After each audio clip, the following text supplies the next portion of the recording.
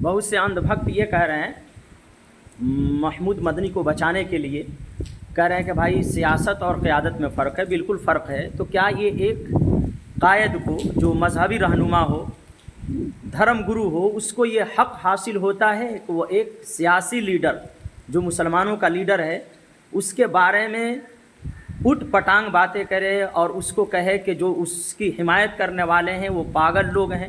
کیا اتنے بڑے بڑے علماء ہندوستان میں لاکھوں علماء ہیں جو ویسی صاحب کی حمایت کرتے ہیں؟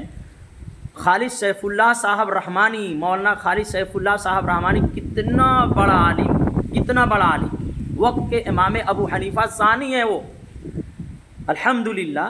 وہ ویسی صاحب کو کہتے ہیں کہ مسلمانوں کی آواز ہے.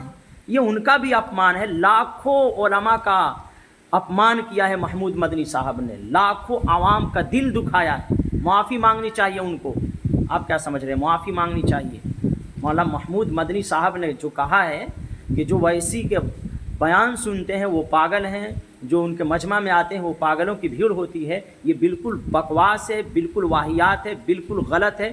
آپ مذہبی رہنما ہیں تو آپ مذہبی رہنما والا کام کریں نا. جب آپ سیاست سے آپ کو مناسبت نہیں ہے تو اس طرح کی باتیں کہنے کی کیا ضرورت تھی؟ اندھ بھکتوں، جو تم کہہ رہے ہو نا سیاست اور قیادت میں فرق ہے، یہ سبھی کوئی جانتا ہے. تو پھر یہ ویسی صاحب کے بارے میں اس طرح کی جو بکواسات کرتے ہیں اور ان کی حمایت کرنے والوں کو پاگل کہتے ہیں، اس کو بھی تم ڈیفینس کرو گے؟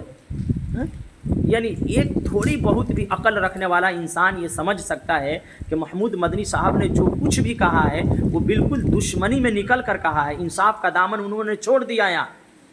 ویسی سے اتنی نفرت اور اتنا اختلاف ہے کہ انصاف کا دامن ہی چھوڑ دیا، اس کو بی جے پی کا ایجنٹ بنا دیا. اللہ اکبر.